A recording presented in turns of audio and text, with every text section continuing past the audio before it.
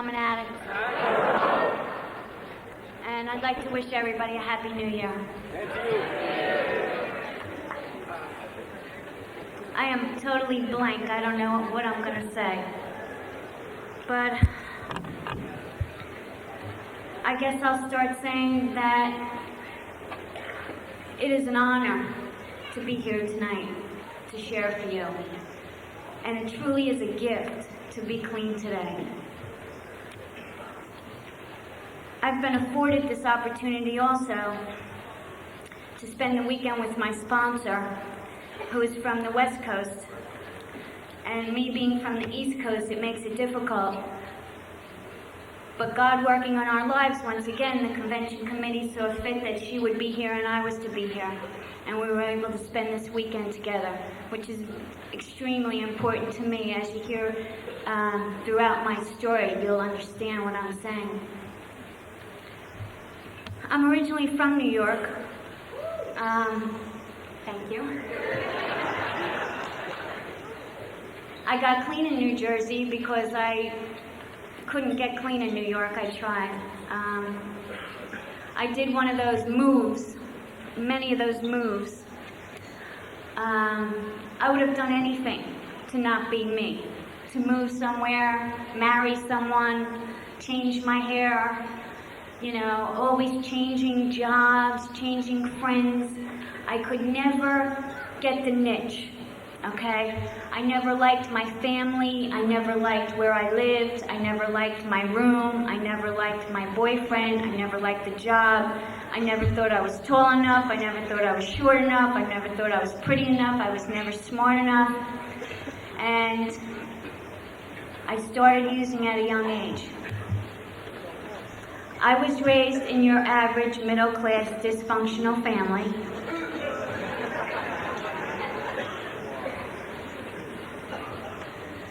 Normal for us. Which wasn't so terrible, okay? They did the best they could do. It wasn't the worst. It was painful, but it wasn't the worst. I grew up wanting to believe that that was the reason I was the way I was, but it had nothing to do with the way I was. I started using when I was 13. I had been raped by the time I was 14. That was my first sexual experience. I was married by the time I was 18. I was divorced by the time I was 19. I was pregnant by the time I was 20. I wasn't able to have children by the time I was 21. I went into this hospital at 20 years old, and I celebrated my 21st birthday in the hospital. I was pregnant and didn't know I was pregnant. I was so high that I didn't realize that I had been hemorrhaging and bleeding for 10 days. And when I got out of the hospital after having this tubular pregnancy, which almost killed me, the nice gentleman that I was involved with at the time beat me up and raped me while I was full of stitches. And lo and behold, had done some severely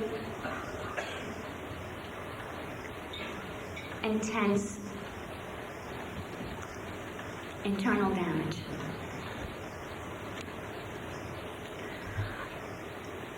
Like I said, I used from the age of 13. I got clean at the age of 22. From my 21st birthday until I was 22 was a nightmare. I was unrecognizable. I was in Harlem. I would stand outside of the Port Authority in New York and ask people if they had nickels so I could take the train home or the bus home. I couldn't get clean. I couldn't get straight. I didn't know where to go. I had no friends or family left. My hands were like baseball gloves. I would have to sit in hot baths just to get off anymore. and I was only a baby. I went down to South Jersey because I was afraid that this man would find me and beat me up again, because the last time he had beat me up, he had broken my nose, my cheek, my chin with one hit. And for a split moment, God had graced me with a moment of sanity, and I walked away.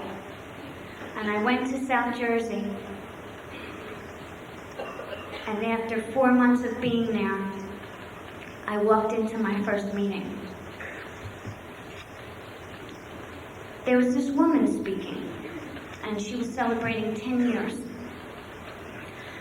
And she had bright red hair, and she was very loud. She was extremely large and very scary. And she proceeded to tell her story of how she murdered people. And I asked her if she could help me.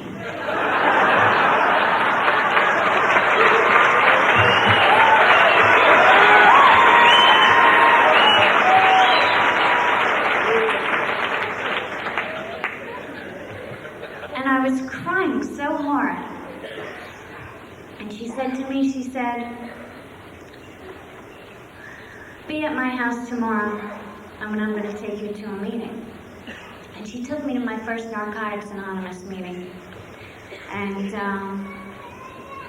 it was the most incredible experience of my life. As sick as I was, I connected somehow. I think there was only about 6 or 7 people there. But it was like home, and I felt safe.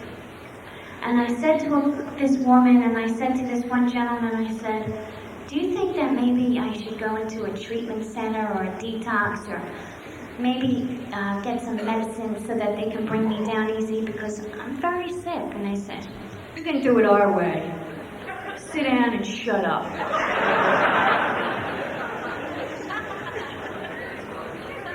And I was the type of addict that would buy a new dress to fall down on. You know, I would make sure that my nails were polished before I went to the meeting, because I didn't want you to know exactly how bad I was. You know, I wanted you to think that I was one of the most together addicts. And I remember wearing a shirt and a sweater and a suede jacket, and the sweat was coming through the coat and all the clothes. And I thought that I really went in there looking like I walked out of Vogue. I was 78 pounds. I used to wear like hats and shit, you know, like feathers.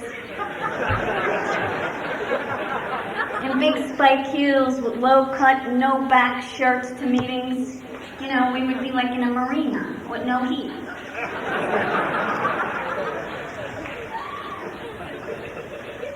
But these few people hung on to me for dear life.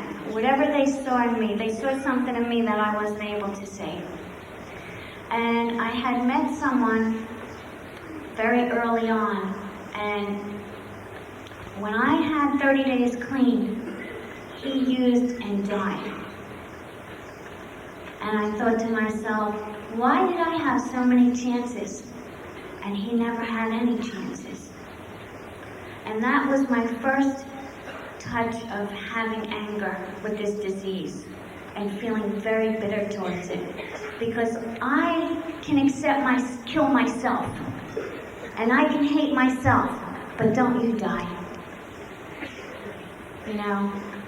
And don't you cry. It's okay if I cry, it's okay if I hurt, but I don't want you to hurt. And, you know, I have to say, with humility, I haven't used since, and I'm clean 11 years, and I'm very proud.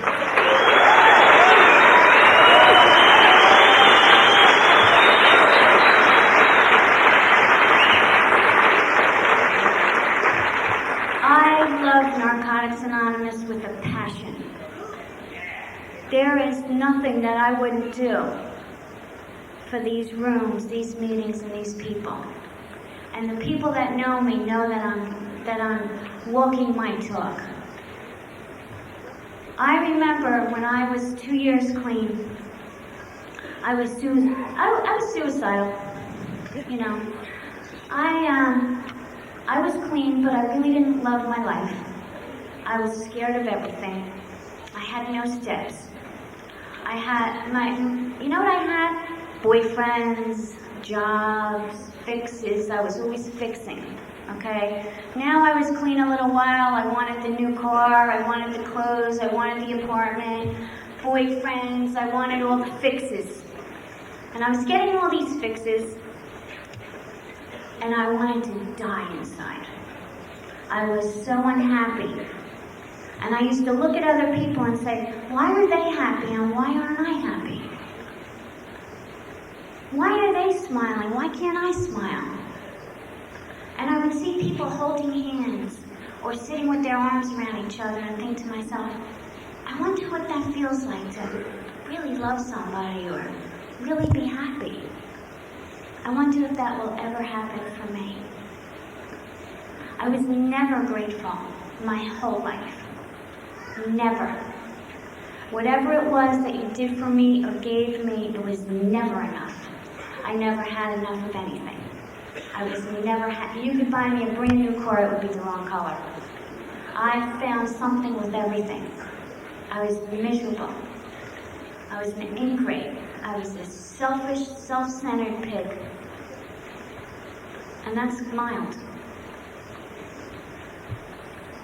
I had this experience. I was praying because I was thinking about a way that I could kill myself or somehow die, but not use drugs. Because I was afraid that if I was to get high, I had a healthy fear of drugs as soon as I got clean. I was scared to death of them. But I wanted to die. And I used to go to sleep and hope I didn't wake up, because that would be the easiest way. But then I used to think of other ways that I could die and not have to use to die. And this friend of mine said that this woman was coming in from California, that she was going to be a speaker at the Philadelphia convention, and if she could stay at my house. And I said, of course. And this woman came from California, and she sat in my car. And I told her everything that I expected out of recovery, which included a housekeeper. What was it? You know, very unreal, real dope fiend. I want everything for nothing. But then I said the key words, will you help me? And it was the first time I had ever met anybody that I felt so close with that I just spilled my guts out. And I was just spilling my guts out. And I asked this woman to help me, and she said, absolutely. And she's been my sponsor for 9 years. I have never got another sponsor because I didn't like what she said. I never got another sponsor because I thought she was too far away from me. I never got another sponsor because I couldn't afford the phone bill. I never diversified from this message of Narcotics Anonymous and the loving God that she has taught me about. Whatever she has said to me, I have had great respect for, and I've never questioned. I want what she has. And when I went to this convention in Philadelphia, she was the speaker. And she proceeded to talk about how she had just lost a daughter. That her daughter had died while she was in recovery. And the pain and anguish that this woman was going through. And I thought to myself, and she just was able to freely give to me at her time of need. What an incredible gift. And I couldn't understand that because I had not ever experienced that. That the greatest gift of Narcotics Anonymous and the amazing paradox is that the joy is in the giving. The joy isn't in the getting. And that the more we give, the more we receive. And that when we get out of the way and let a loving God come into our lives to help us, we are able to help others. And that's the therapeutic value of one addict helping another. And that's before we even open the basic text.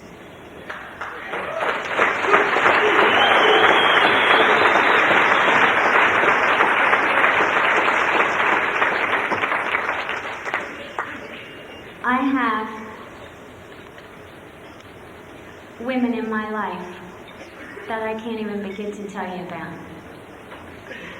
And what has happened through the giving that my sponsor has given to me, that I've been able to, over the years, become more selfless and become more giving and become more loving through the teachings of her and through this loving God and through prayer, that I've been able to give it to these women in my life, and they've been able to give it to others.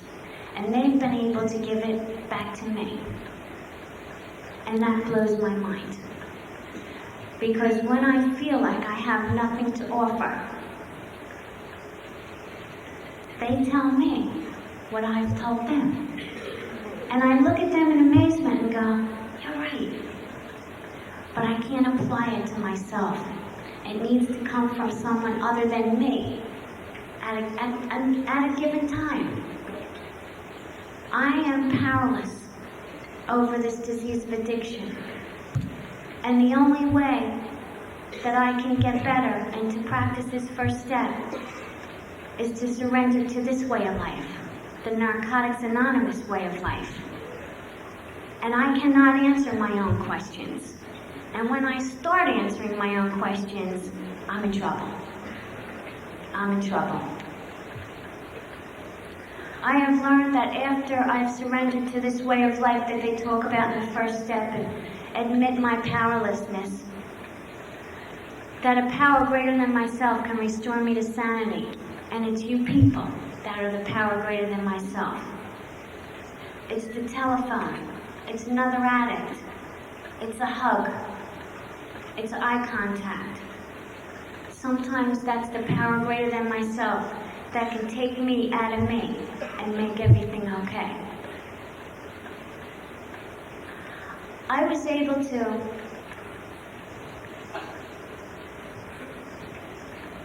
get on my knees today with my sponsor and do with her third step and turn my life and will over to the care of God with her was the first time, because she doesn't live by me and I don't live by her, and this convention had afforded me that luxury today. I don't take that for granted. I don't think that just because we're all here that this is owed to us. I have a friend who decided to go cop today, who is not here with us. So if you have your seat in this room, listening to this message from a loving God, not from me, count your blessings. It's not a giving. This is earned. We are gifted and we're graced.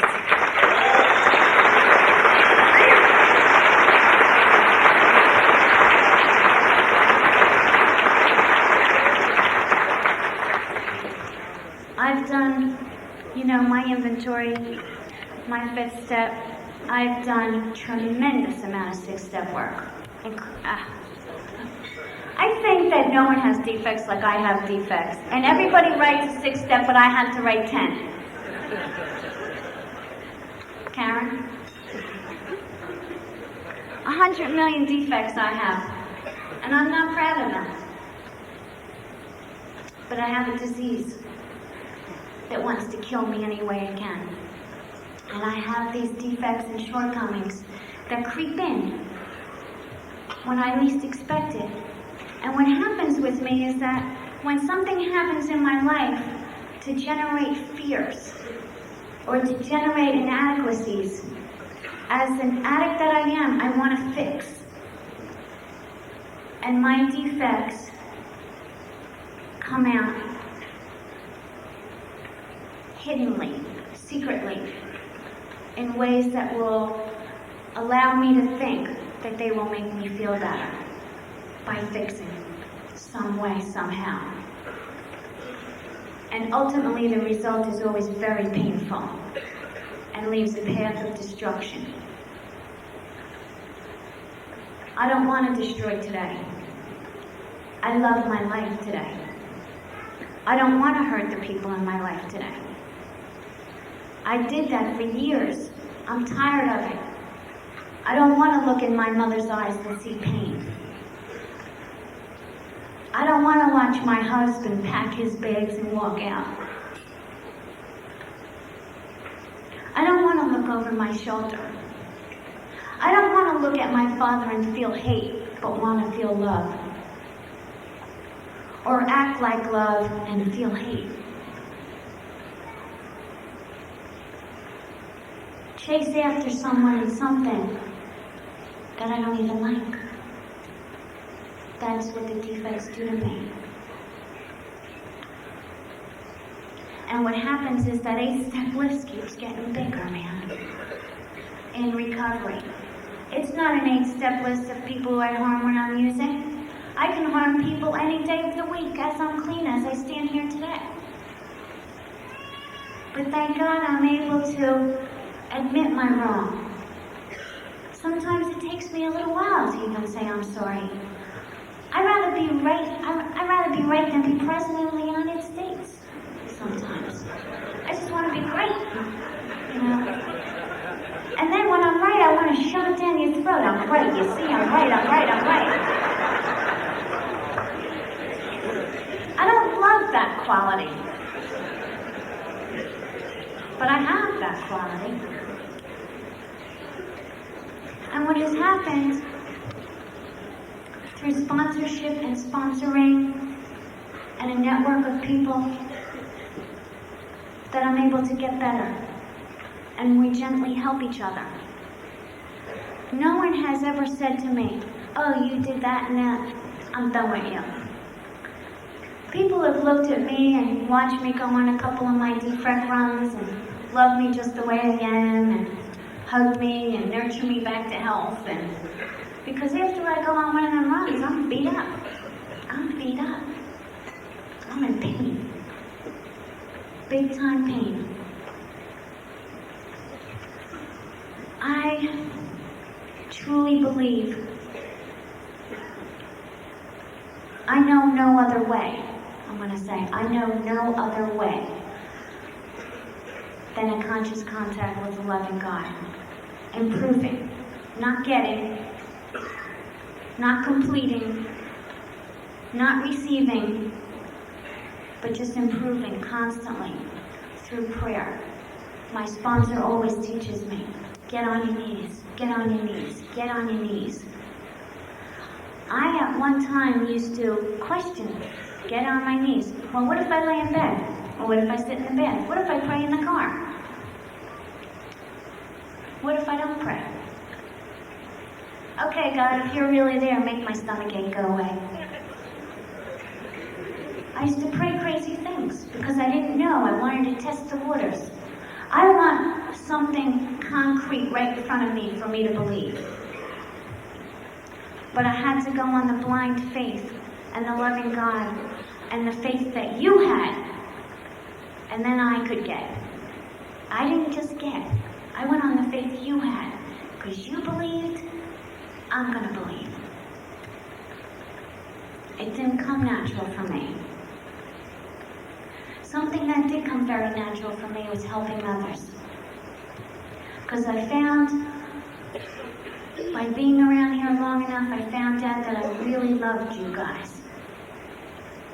That I really had a passion for this. That my house was always open. My heart was always open. I was always available. I never put conditions on this. I love Narcotics Anonymous. It has saved my life, and then it's given me a life to help save. There is nothing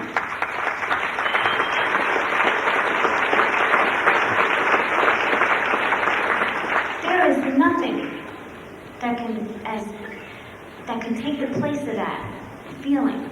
There is no money, no job, nothing, than to look at addicts' eyes and see pain and touch their lives and somehow introduce them to this way of life that I've been taught.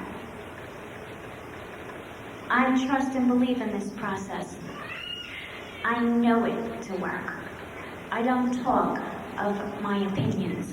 I talk of my experience. I have seen this loving God move mountains. I have seen it. I remember being at a time in my recovery with a few years thinking my life should be a certain way. I should have a house, and I should this and that.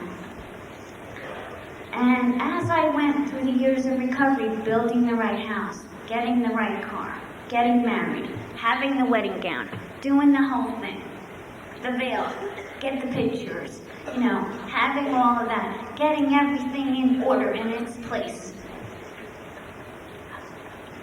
I just wanted to be normal. I wanted to have a normal life. I wanted to have the house with the fence and the dog.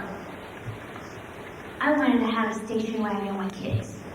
I wanted to go to the supermarket with coupons.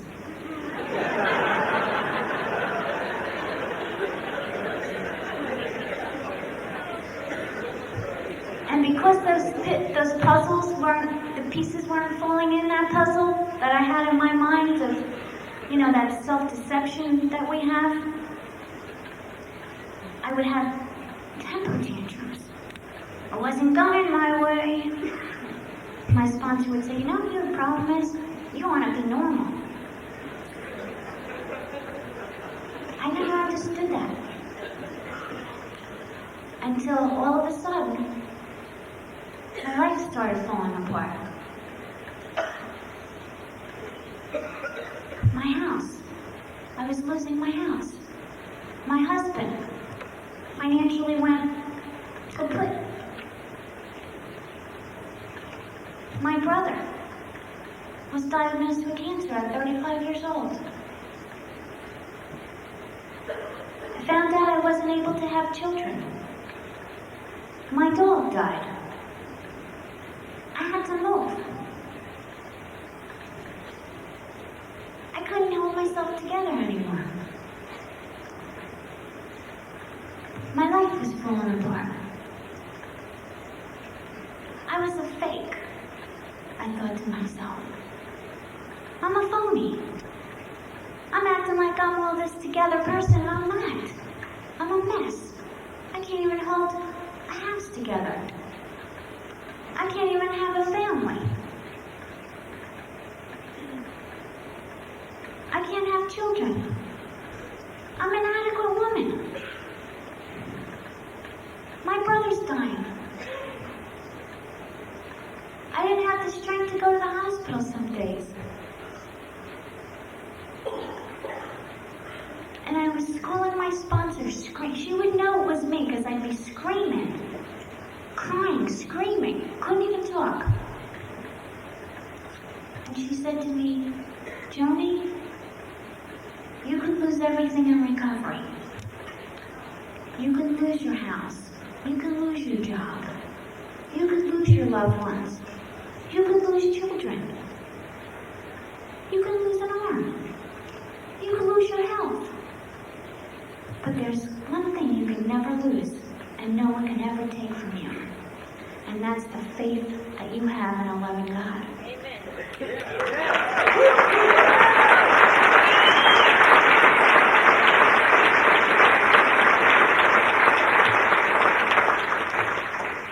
And I started to see the importance of not putting so much emphasis on what I thought I needed, but putting all the energies into what I didn't think I needed, and to this invisible higher power,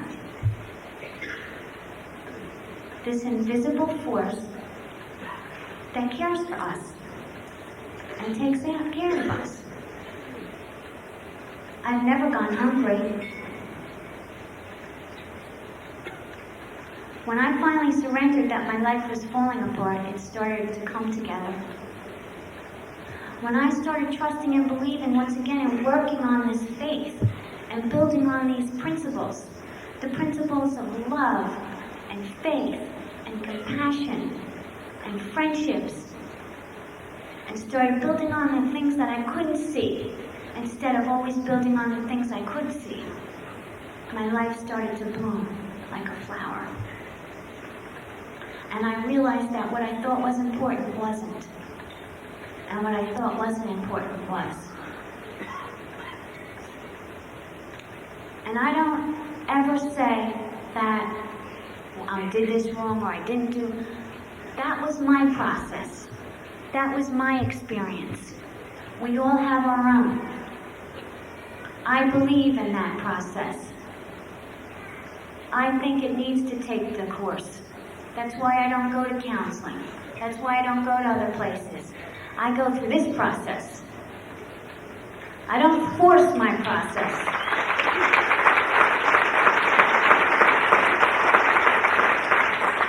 I don't bring up things that aren't ready to come.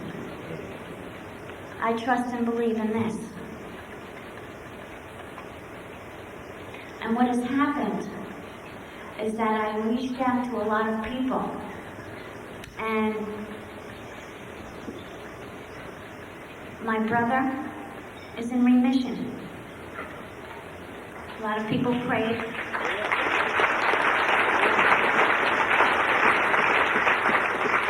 It was a miracle. It was a miracle. I have a smaller house that I'm much happier with. My marriage is better. I love my husband.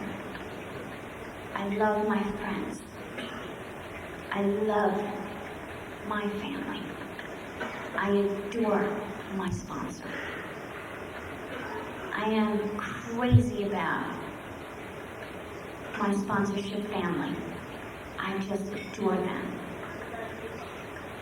I love so deeply the people in Narcotics Anonymous. I never loved anything. That was a miracle for me. I am able to walk through my life today with dignity and respect for who I am, not what I have. What I have isn't here. It's not for sale. And you can't take it. And the more I freely give it, the more I have to give. It's incredible. It's incredible that this selfish addict wants to give and do for you. But I can't do for me. If that makes any sense. I want you to know that my life isn't anything the way it used to be. But it's the best it's ever been. I have surrendered once again. I did 6-step work once again. I continually try to do the best I can. Sometimes I feel that I come up short. Sometimes I feel that I don't do enough, or I can be doing more. But I do what I can do. I do what I can do. I want to share something. I am in the midst of an extreme roller coaster ride. I have been graced with the ability and the privilege to adopt a child.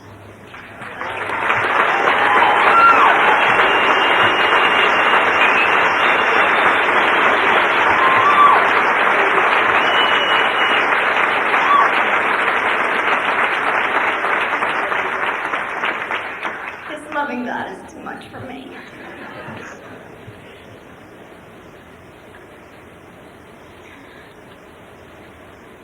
I'm so happy I'm coming out of my skin.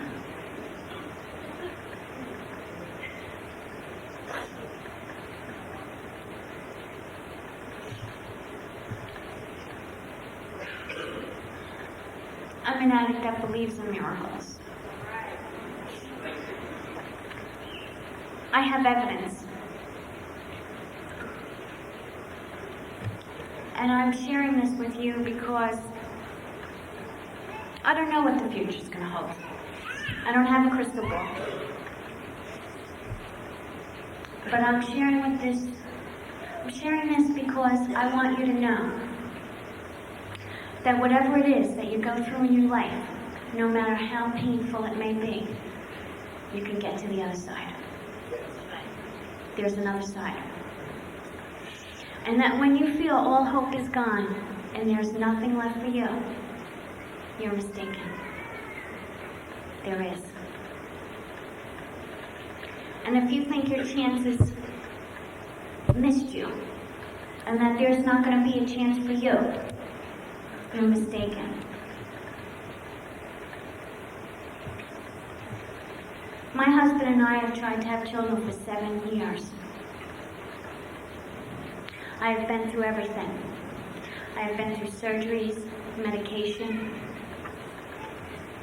I lost a child last year. I was pregnant. And it was the absolute happiest time of my life. And then it was the absolute saddest time of my life. And it was the people in these rooms that carried me. They held me. They carried me. I was screaming with pain. Physical, mental, and spiritual. I thought that this loving God had left me. That He'd forgotten me. And then I had thought that I had done something so terrible to deserve this. And I would say, God, what did I do? Did I not help enough people? Was I that bad?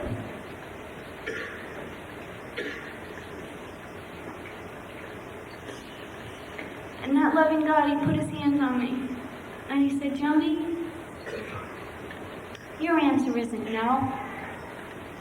Your answer is that you were so bad or that you don't deserve this. Your answer is not yet.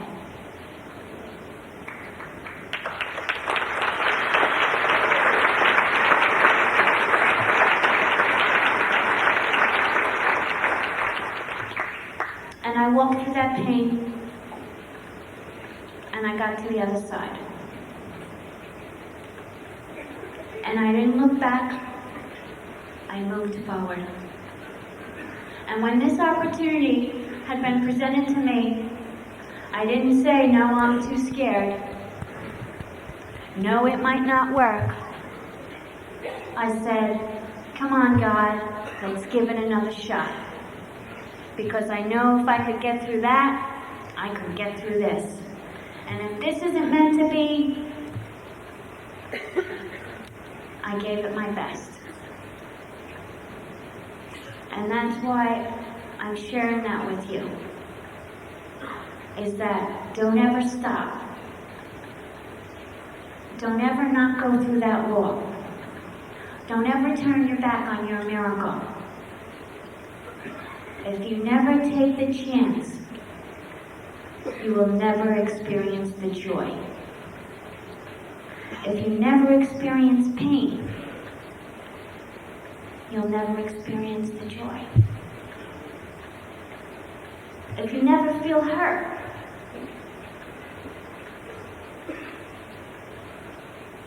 you will never feel the greatness of the gifts. And I don't believe today that this God is a punishing God anymore. I was in spiritual conflict. But today I know that there's a loving God. I know that there's a loving God. and He has graced me with a miracle. He has graced me with a miracle. That someone looked at me and said, I think you are the only woman in the world that I would want to be the mother of my son. And I said, thank you, God.